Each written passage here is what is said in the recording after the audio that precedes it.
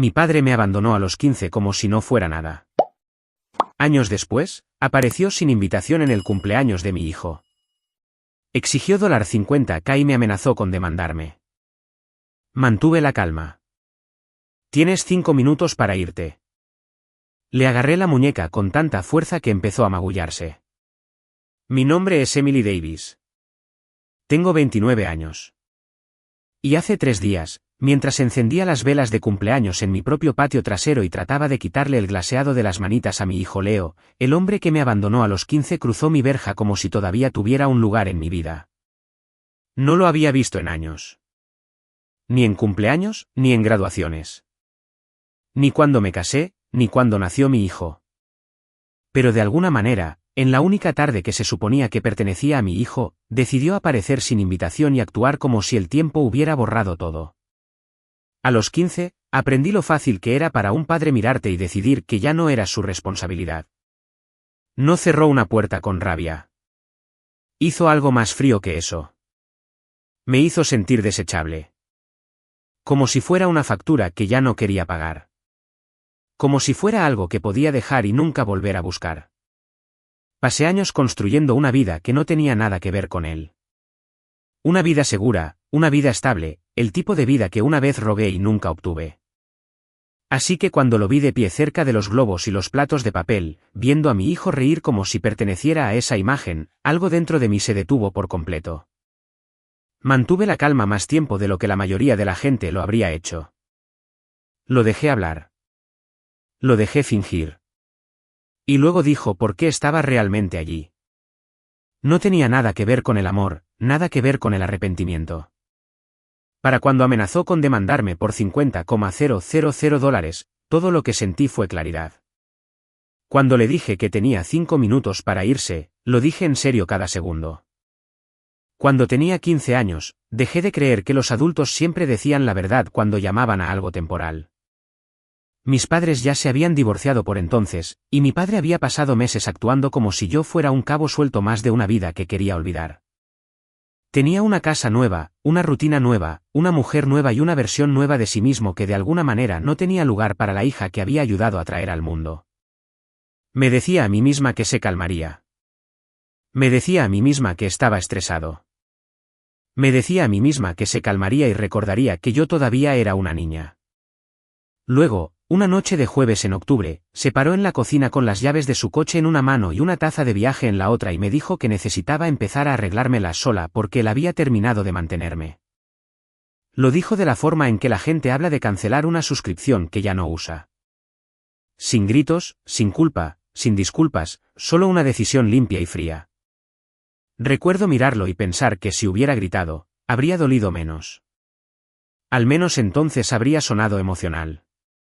Pero él estaba tranquilo. Tranquilo como si me hubiera convertido en una inconveniencia de la que se sentía aliviado de deshacerse. Le pregunté a dónde se suponía que debía ir. Dijo que era lo suficientemente inteligente como para averiguarlo. Le pregunté si hablaba en serio. Dijo que era lo suficientemente mayor como para dejar de actuar como una desamparada. Le pregunté sobre la escuela, sobre la ropa, sobre el dinero, sobre el hecho de que tenía 15 años y legalmente no podía hacer la mitad de las cosas que él actuaba como si de repente yo debiera manejar. Él solo se encogió de hombros y me dijo que siempre había sido dramática. Esa fue la noche en que aprendí que ser no deseado puede sonar más silencioso de lo que esperas. Me dio una fecha límite. 2 semanas. 2 semanas para recoger mis cosas, dejar de complicarle la vida y desaparecer en cualquier futuro que pudiera construir para mí. Esa noche dormí quizás 2 horas.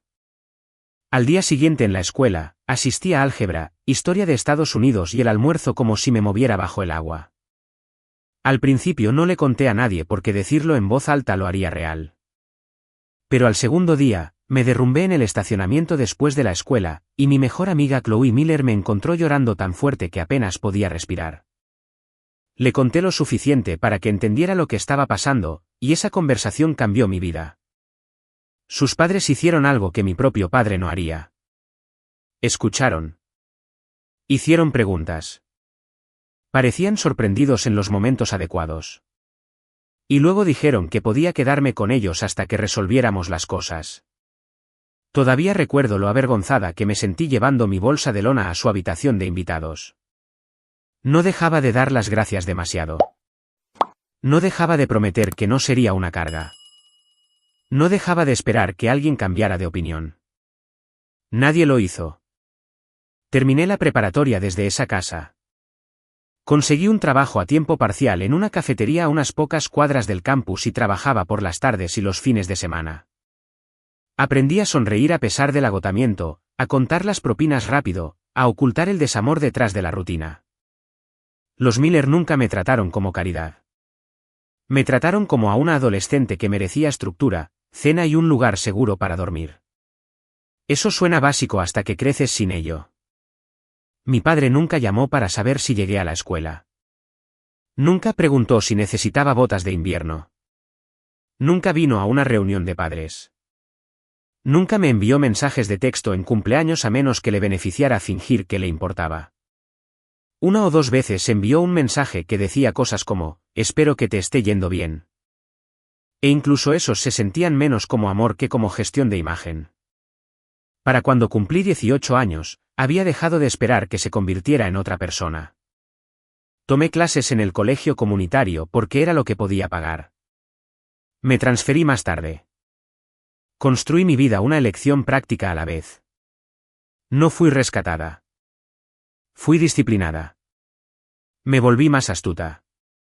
Me volví muy buena para sobrevivir a la decepción. Lo que sucede al crecer de esa manera es que te vuelves cuidadosa con la alegría. No asumes que las cosas buenas se quedarán. Aprendes a protegerlas. Por eso lo que pasó en el cumpleaños de mi hijo me afectó como lo hizo. Nunca fue solo una fiesta. Se trataba del hecho de que había pasado 14 años construyendo exactamente el tipo de vida segura que mi padre una vez actuó como si yo no mereciera. Para cuando tenía 20 años, la supervivencia finalmente había comenzado a convertirse en estabilidad. Me transferí del colegio comunitario a la Universidad de Colorado, terminé mi carrera y finalmente me convertí en consejera escolar. Tal vez ese trabajo tiene perfecto sentido si conoces mi historia. Los niños pueden notar cuando eres el tipo de adulto que lo dice en serio cuando dices que estás ahí para ellos. Las familias en crisis también pueden notarlo. No me interesaba ser impresionante. Solo quería convertirme en el tipo de persona estable que una vez necesité. En algún lugar de esos años conocí a Evan. Nos conocimos porque su sobrina vino a un evento familiar después de la escuela que yo ayudé a organizar y él se quedó hasta tarde apilando sillas plegables en lugar de dejar el trabajo a mí y a dos maestros exhaustos. Era gracioso sin esforzarse demasiado, paciente sin hacer una actuación de ello, y el primer hombre que había conocido que hacía que la fiabilidad pareciera sin esfuerzo. Cuando le conté sobre mi padre, no se apresuró a darme consejos ni a decirme que debería perdonar y seguir adelante. Solo dijo que lo que me había pasado estaba mal y que nadie debería haber tenido que ganarse el cuidado básico tan joven. Supe que lo amaba antes de admitírmelo a mí misma. Nos casamos 4 años después en un sábado ventoso en Colorado con amigos cercanos, los Miller, y un pequeño grupo de personas que se sentían como verdadera familia. Mi padre no estuvo allí. No había sido invitado. No lo extrañé. Luego llegó Leo. Todo rizos y risas y preguntas interminables. Ahora tiene 5 años. Y cada cumpleaños con él se siente como una prueba de que el amor puede crecer en lugares donde antes vivía el miedo. Nuestra casa no es enorme, pero es cálida. Tiene sillas de cocina raspadas, un patio trasero con césped irregular, juguetes que de alguna manera migran a cada habitación y el tipo de ruido que solía soñar cuando era más joven y solitaria. La mañana de la fiesta, Evan estaba en la parrilla a las 11, volteando hamburguesas y salchichas mientras la música sonaba a través de un altavoz portátil en la mesa del patio. Yo estaba atando globos a la cerca y tratando de evitar que Leo se comiera el glaseado del pastel antes de que llegaran los invitados. Había cajas de jugo en una hielera, platos de papel apilados en la mesa exterior y uno de esos toboganes inflables gigantes que hacen que los niños pierdan la cabeza en cuanto lo ven. Era simple, ruidoso, un poco caótico y perfecto. Nuestros vecinos vinieron. Un par de padres de la guardería de Leo vinieron. 2 de mis compañeros de trabajo trajeron a sus hijos. Chloe Miller llegó con una bolsa llena de papel de regalo y la misma sonrisa divertida que había tenido desde que éramos adolescentes. Linda me abrazó tan fuerte que casi lloró. Y llevó sillas plegables como si el universo le hubiera asignado la logística de la fiesta. A eso me refiero cuando digo familia elegida. La gente que se quedó, la gente que construyó contigo, la gente que nunca te hizo audicionar por su cuidado. Unos meses antes de esa fiesta, había notado algo extraño en línea. Mi padre había encontrado una de mis fotos familiares públicas y le había dado me gusta. Luego a otra, luego a otra. Ningún mensaje, ninguna explicación, solo esas pequeñas huellas digitales que se sentían más invasivas que afectuosas. Las ignoré. No tenía interés en reabrir una puerta que me había costado años sellar. Un primo con el que apenas hablaba me envió más tarde un mensaje vago preguntándome cómo me había ido y si todavía vivía en el área de Denver. Eso también se sintió conectado. También lo ignoré. Había aprendido hacía mucho tiempo que cuando la gente de ese lado de la familia de repente recordaba que existía, generalmente significaba que querían algo. Aún así, no pensé que realmente aparecería. Incluso las personas egoístas tienden a entender que la fiesta de cumpleaños de un niño no es el lugar para organizar un regreso. Le di demasiado crédito. Alrededor de la 1:30, mientras los niños corrían por el patio y los padres reían cerca de la parrilla, la puerta lateral se abrió con un chirrido. Miré porque algo dentro de mí se tensó antes incluso de verlo por completo. Parecía mayor, por supuesto, más canoso en las sienes, líneas más profundas alrededor de la boca, un poco más pesado en el medio, pero lo reconocí de inmediato. Mi padre estaba allí en medio de mi patio trasero sosteniendo una bolsa de regalo con papel de seda de dibujos animados como si eso lo hiciera pertenecer. Por un segundo extraño, todo siguió moviéndose exactamente como antes. Un niño gritó de risa en el tobogán. Alguien le preguntó a Evan dónde compró la parrilla. Una servilleta de papel voló por el césped. Y entonces mi padre le sonrió a mi hijo Leo como si tuviera todo el derecho del mundo a estar allí. No corrí hacia él. No hice una escena. Años antes, podría haberme paralizado o entrado en pánico, pero la maternidad cambió algo en mí. Cuando tienes un hijo, tu miedo se vuelve menos interesante que tus instintos. Mi primer pensamiento no fue sobre el cierre o la ira. Fue sobre el control.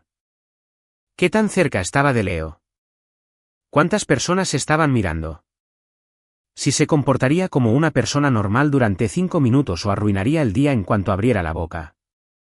Levantó la bolsa de regalo ligeramente como una ofrenda de paz y dijo, ahí está ella. Luego me miró a mí, luego a Leo y añadió, y ahí está mi nieto. Esas palabras cayeron mal inmediatamente, no porque fueran técnicamente falsas, sino por la prepotencia que las envolvía. No preguntó. Lo reclamó. Evan ya había notado el cambio en mi rostro. Se acercó desde la parrilla, apoyó una mano suavemente en mi espalda y dijo hola con esa voz tranquila suya que puede darte la bienvenida o advertirte, dependiendo de lo que te hayas ganado. Mi padre se presentó como si todos nos estuviéramos conociendo en circunstancias normales. Actuó como si 14 años de abandono fueran solo un mal momento que la familia había superado naturalmente. Le dijo a Evan que estaba feliz por nosotros. Me dijo que había tenido la intención de contactarme. Nos dijo que el tráfico había sido peor de lo esperado, lo cual habría sido algo extraño de decir si realmente hubiera sido invitado. Recuerdo pensar que algunas personas mienten tan a menudo que empiezan a sonar casuales, incluso cuando están invadiendo emocional y físicamente. Le dije a Leo que se quedara junto al tobogán con sus amigos y me alejé unos pasos de la multitud. Evan vino conmigo, pero negué con la cabeza una vez, muy ligeramente, no porque quisiera manejarlo sola, sino porque quería ver hasta dónde llegaría mi padre cuando pensara que todavía tenía acceso a mí. Me siguió hacia la esquina más alejada del patio, cerca de la cerca, donde el ruido de la fiesta se suavizó lo suficiente para tener palabras privadas. De cerca, pude oler colonia barata y estrés rancio. Me dio un rápido vistazo, de esos que pretendían decir que estaba evaluando la vida que había construido y decidiendo cuánto valía para él. Luego cambió a una voz que reconocí de hace mucho tiempo, la voz razonable, la que usaba cuando quería que la crueldad sonara práctica. Dijo que sabía que estaba molesta y que entendía que siempre había sido sensible, pero esperaba que hubiera pasado suficiente tiempo para que dejara de guardar rencor. Casi me río de eso. El rencor es lo que guardas por pequeñas heridas. Lo que él había hecho no era pequeño. Dijo que había oído que me estaba yendo bien. Bonita casa, buen marido, buen vecindario. Incluso dijo que parecía feliz. Y por un segundo, me pregunté si era capaz de escuchar lo transaccional que sonaba cada frase. Luego fue al grano. Dijo que estaba en apuros económicos y necesitaba mi ayuda. No poca ayuda, no un favor temporal. $50,000.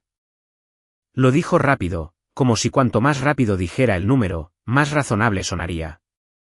Pensé que lo había oído mal. Le pedí que lo repitiera, y lo hizo. Esta vez con detalles adicionales. Un negocio había salido mal. Los socios se habían vuelto contra él. El mercado era brutal. Tenía obligaciones. Necesitaba moverse rápido. Solo lo miré fijamente. Él tomó mi silencio como una oportunidad y siguió hablando. Dijo que yo estaba en posición de hacer algo significativo por él. Ahora, significativo. Esa palabra todavía me pone la piel de gallina.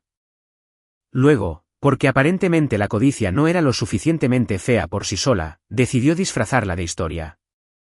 Me recordó que había pagado un techo sobre mi cabeza cuando era más joven, que me había alimentado, que criar un hijo costaba dinero y sacrificio, y que tal vez ahora era mi turno de devolver algo. Sentí que mi cuerpo se quedaba muy quieto. Le pregunté si en serio estaba parado en mi patio trasero durante la fiesta de cumpleaños de mi hijo, tratando de cobrarme retroactivamente por haber existido como su hija. Frunció el ceño como si estuviera retorciendo su significado.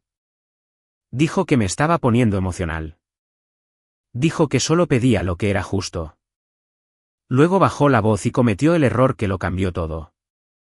Me dijo que si no lo ayudaba voluntariamente, estaba preparado para buscar otras opciones legales. Dijo que había asuntos familiares que yo no querría que se arrastraran a los tribunales. Lo dijo casualmente, pero la amenaza era clara. Algo en mi pecho se asentó en ese momento. No se ablandó, se asentó. La confusión desapareció. La pequeña parte de mí que se había preguntado si la edad lo había humillado murió allí mismo cerca de la cerca con niños riendo a 9 metros de distancia. Lo miré a los ojos y dije, tienes 5 minutos para irte de mi propiedad. Parpadeó, sorprendido de que no hubiera discutido, suplicado o intentado negociar. Luego me dedicó una sonrisa que había visto antes, cuando era lo suficientemente joven como para pensar que los adultos con esa sonrisa debían saber algo que yo no sabía. Era la sonrisa de una persona que cree que la presión siempre funciona tarde o temprano. Se inclinó un poco más y dijo, Emily, no hagas esto delante de tu pequeña familia. Como si tuviera algún derecho a usar esas palabras, como si mi hogar existiera para su ventaja. Me repetí. 5 minutos. Su sonrisa desapareció. Debería haberse ido entonces. Cualquier persona decente lo habría hecho. Incluso una persona egoísta con medio instinto de supervivencia se habría dado cuenta de que había calculado mal y se habría retirado antes de que el daño fuera permanente. Pero mi padre siempre había confundido el acceso con la autoridad. Miró hacia el patio donde Leo le estaba mostrando a otro niño uno de sus nuevos camiones de juguete, luego me miró a mí, y casi pude ver las cuentas funcionando detrás de sus ojos. Pensó que la multitud le daba poder. Pensó que mi necesidad de proteger el ambiente de la fiesta me haría flexible. Pensó que ser el abuelo de un niño, al menos biológicamente, le daba un papel que nadie podía negar por completo. Estaba equivocado en los 3 aspectos. Dijo que necesitábamos hablar adentro, donde era más tranquilo. Dije que no. Él dio un paso hacia la puerta trasera de todos modos. No rápido, no dramático. Solo lo suficientemente deliberado como para decirme que había decidido que mis límites eran negociables.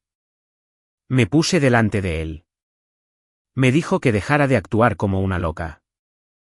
Le dije que se fuera. Dijo que estaba exagerando porque había pedido un préstamo y que cualquier hija decente escucharía a su padre. Recuerdo el calor exacto del sol en mi cara y el olor a carbón de la parrilla y lo surrealista que era estar allí de vestido de fiesta mientras el hombre que me abandonó intentaba abrirse paso en mi vida. Evan se dirigió hacia nosotros en cuanto vio a mi padre dirigirse hacia la casa. Chloe también lo notó. Pude sentir las miradas alzándose desde cada esquina del patio. Ese sutil cambio cuando la gente percibe la tensión adulta y deja de fingir que no. Mi padre se dio cuenta de que tenía una audiencia, y en lugar de retroceder, enderezó los hombros como un hombre que prepara una actuación. Dijo lo suficientemente alto como para que Van oyera que solo estaba tratando de tener una conversación privada con su hija y que no apreciaba ser tratado como un criminal. Fue entonces cuando entendí que estaba tratando de atraparme en mis propios buenos modales. Si mantenía la voz baja, él podría actuar como víctima. Si la subía, él podría actuar asustado.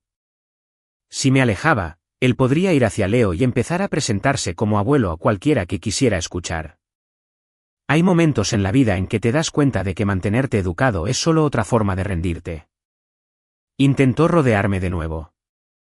Le agarré la muñeca y lo detuve con fuerza. No para lastimarlo, no para castigarlo, para detenerlo, para hacerle físicamente imposible dar un paso más hacia mi hijo o mi casa.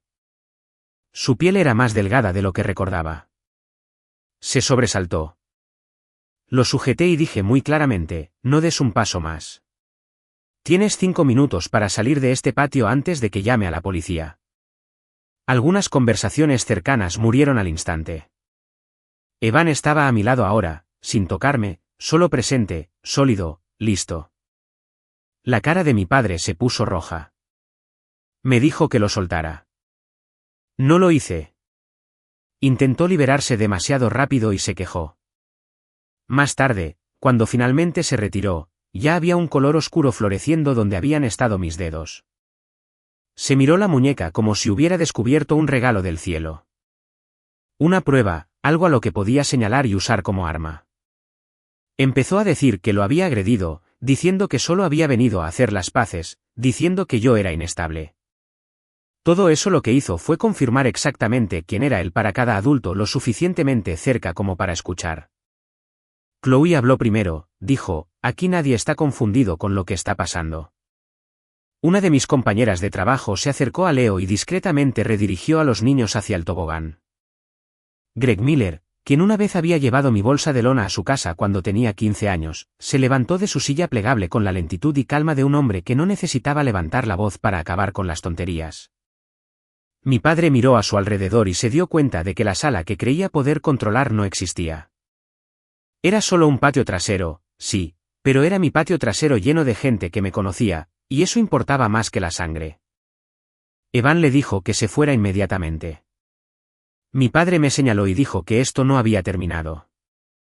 Dijo que me arrepentiría de haberlo humillado. Dijo que si quería jugar duro, no tenía idea de lo que se avecinaba. Luego retrocedió hacia la verja, todavía agarrando la muñeca que casi se arranca él mismo de mi mano y se fue con cada gramo de dignidad que todavía le quedaba disolviéndose en el césped detrás de él. La verja se cerró de golpe. Durante unos segundos, todo lo que pude oír fue mi propio pulso.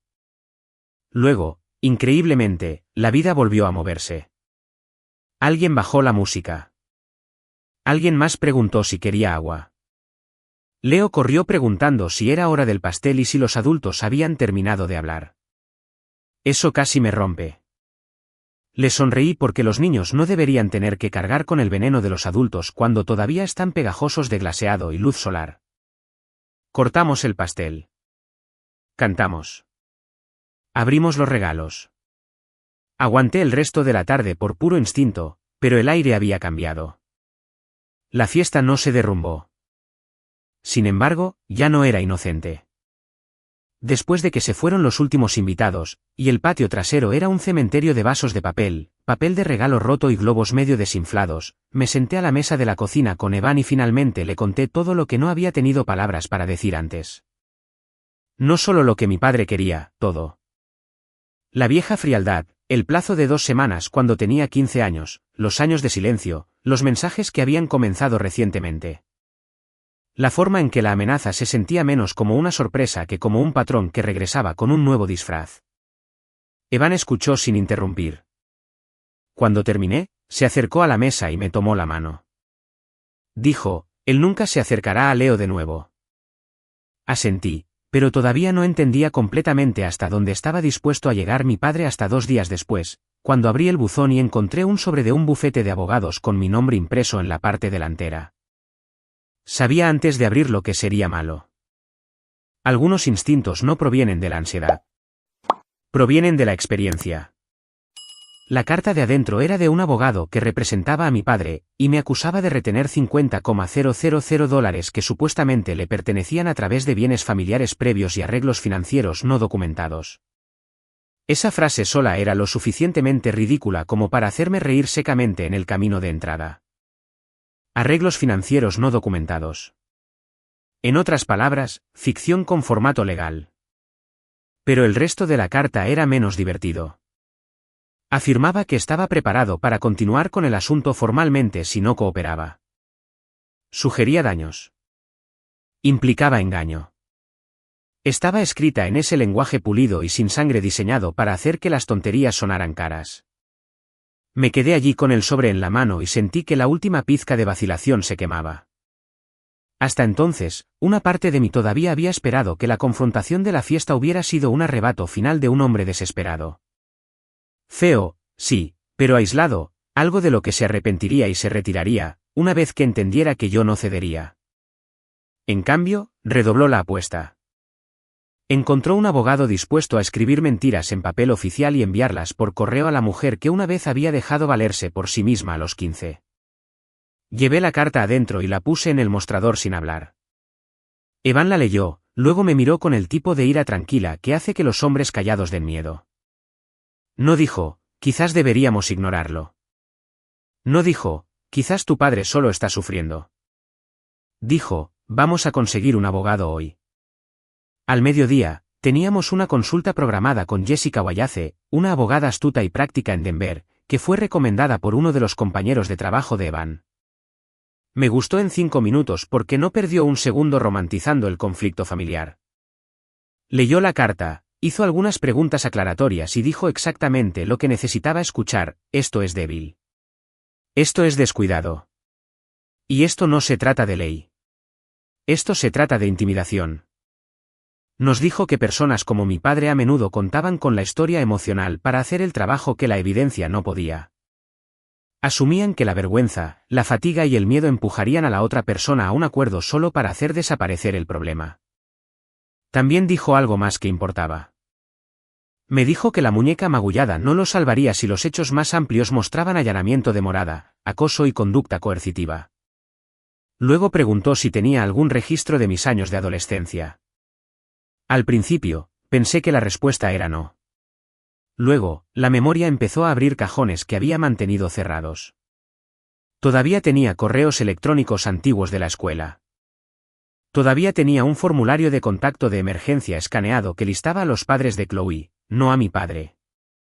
Tenía documentos fiscales de mis primeros trabajos. Tenía papeles de ayuda universitaria que mostraban la ausencia de apoyo parental. Tenía mensajes antiguos de un primo que hablaba de cómo todo el mundo sabía que él básicamente había empezado de nuevo y me había dejado valerme por mí misma. Chloe tenía recuerdos. Linda tenía recuerdos. Greg tenía recuerdos. De repente, la historia no era solo dolor. Era documentación. Durante las siguientes 48 horas, nuestro comedor se convirtió en un campo de batalla de papeles. Hice carpetas. Imprimí cronogramas. Jessica nos ayudó a organizar todo en lo que importaba y lo que no. No estábamos tratando de contarle al mundo toda mi historia de vida. Estábamos construyendo una clara pared de hechos que hacían que la demanda de mi padre pareciera tan absurda como era. Y mientras hacíamos eso, él empezó a llamar desde números bloqueados. No constantemente, pero lo suficiente. Buzones de voz, también. El primero fue hipócrita. El segundo sonó casi suplicante. Para el tercero, estaba furioso, diciendo que yo estaba forzando esto y que debería haberlo ayudado como la familia ayuda a la familia. Jessica me dijo que los guardara todos. Un mensaje en particular importó. En él, dijo que había esperado no tener que involucrar a abogados, pero que yo no le había dejado otra opción después de avergonzarlo delante de todos. Ahí estaba, la verdad, casi en sus propias palabras. La amenaza legal no era por dinero que él creía que era suyo. Era una represalia porque yo lo había rechazado públicamente y él había perdido la cara. Jessica sonrió cuando escuchó ese mensaje de voz. Dijo que no ganaría todo el caso por sí solo, pero que revelaba el motivo de manera hermosa. Al mismo tiempo, la noticia de la fiesta comenzó a moverse discretamente por nuestro círculo. No porque yo fuera por ahí contando la historia dramáticamente, sino porque eso es lo que sucede cuando los adultos presencian algo inquietante en la fiesta de cumpleaños de un niño y luego comparan notas. Una de las madres de la guardería envió un mensaje de texto para preguntar si estaba bien. Un vecino se ofreció a dar una declaración si fuera necesario. Chloe estaba furiosa de la manera en que solo los viejos amigos leales pueden estar furiosos en tu nombre. Dijo que mi padre se parecía exactamente al tipo de hombre que todavía creía que podía asustar a las mujeres para que cumplieran si seguía hablando el tiempo suficiente. Ojalá pudiera decir que todo eso me hizo sentir instantáneamente poderosa. No fue así. Me cansó. Hay un tipo específico de agotamiento que proviene de ser arrastrada de nuevo a un viejo papel que luchaste mucho por superar. Durante un par de noches después de que Leo se dormía, me quedé en su puerta más tiempo de lo habitual, observando su pecho subir y bajar y prometiéndome a mí misma que el caos se detendría conmigo.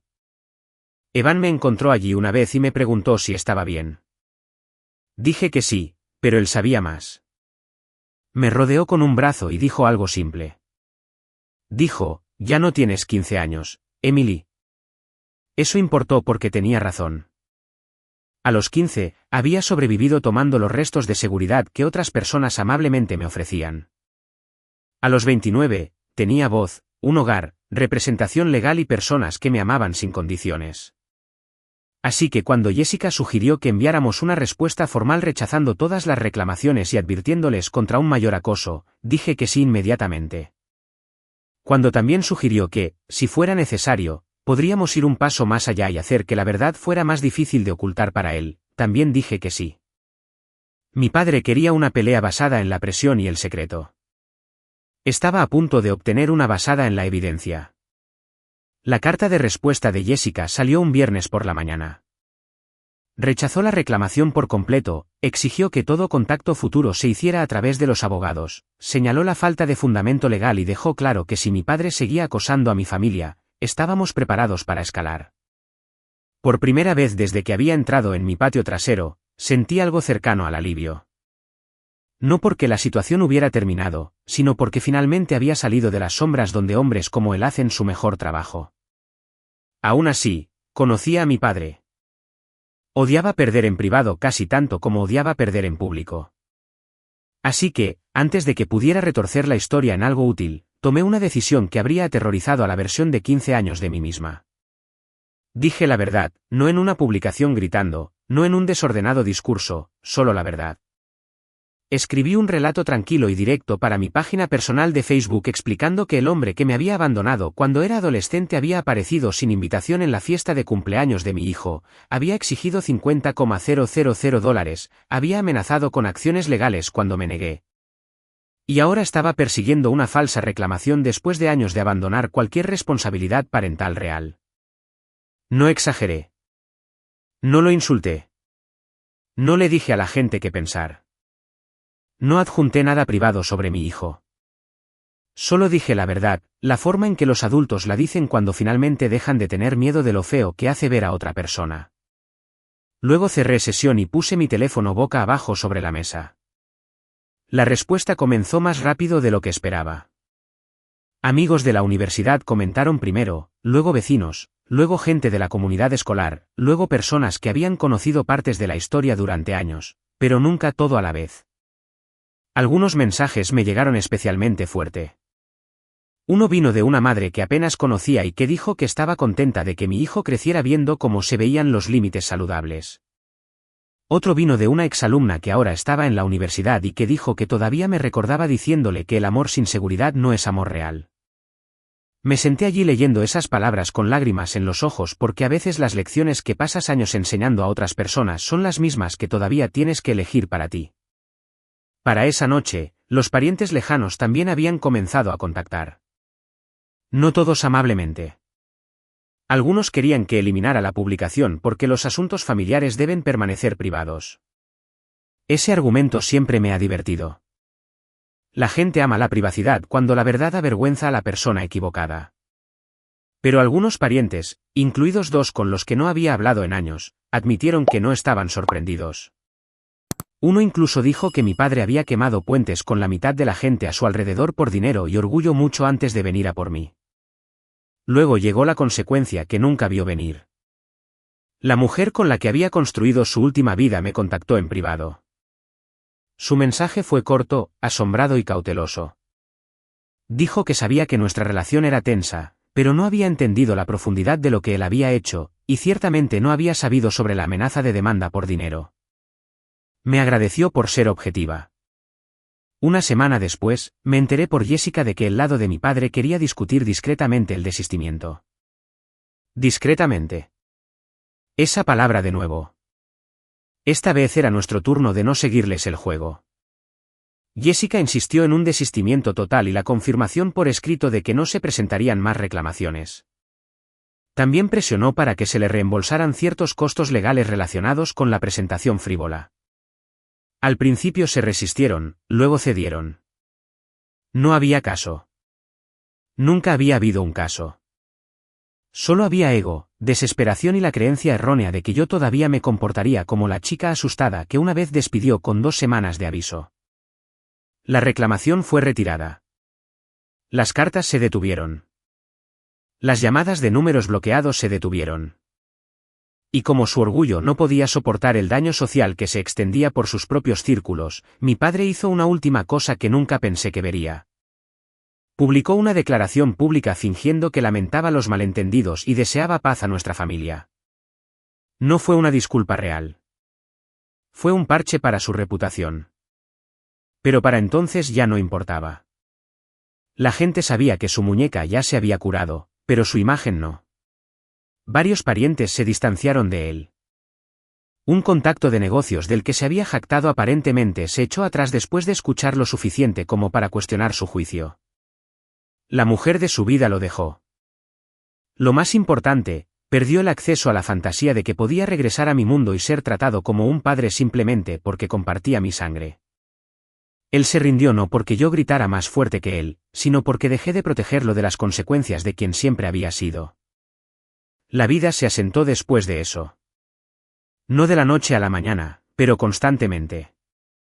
Evan y yo nos tomábamos una tarde a la semana solo para nosotros después de que Leo se iba a la cama. No se permitía hablar de asuntos legales. Chloe todavía bromea diciendo que ojalá hubiera cobrado entrada por la peor aparición de cumpleaños en Colorado. Linda me sigue recordando que pedir ayuda no es debilidad, lo cual finalmente estoy empezando a creer. Leo sigue siendo Leo. Recuerda los globos, el pastel, el tobogán y los camiones de juguete. No recuerda al hombre en la verja, y tengo la intención de mantenerlo así todo el tiempo que pueda. La lección de todo esto no es que la venganza tenga que ser ruidosa para ser satisfactoria. A veces lo más fuerte que puedes hacer es quedarte quieta, decir la verdad y negarte a dejar que alguien reescriba el daño que causaron solo porque ha pasado el tiempo. La familia no se define por quién te hizo. Se define por quién te protegió, quién se quedó, quién te dijo que importabas cuando hubiera sido más fácil irse. Establecer límites no es cruel. No es egoísta. No es irrespetuoso. A veces los límites son lo más amoroso que un padre puede construir porque protegen a los hijos que vienen después de heredar un dolor que nunca fue suyo. Solía pensar que mi padre me había quitado algo que pasaría el resto de mi vida tratando de reemplazar. Ahora sé que hizo otra cosa. Me enseñó por ejemplo negativo exactamente qué tipo de hogar nunca permitiría cerca de mi hijo. Y si hay algún valor en una historia como la mía, tal vez sea este: se te permite cerrar la puerta a las personas que solo te recuerdan cuando necesitan algo. Se te permite elegir la paz sobre la culpa. Se te permite construir una vida tan honesta y saludable que las personas que una vez te rompieron ya no reconozcan la fuerza que tienen delante.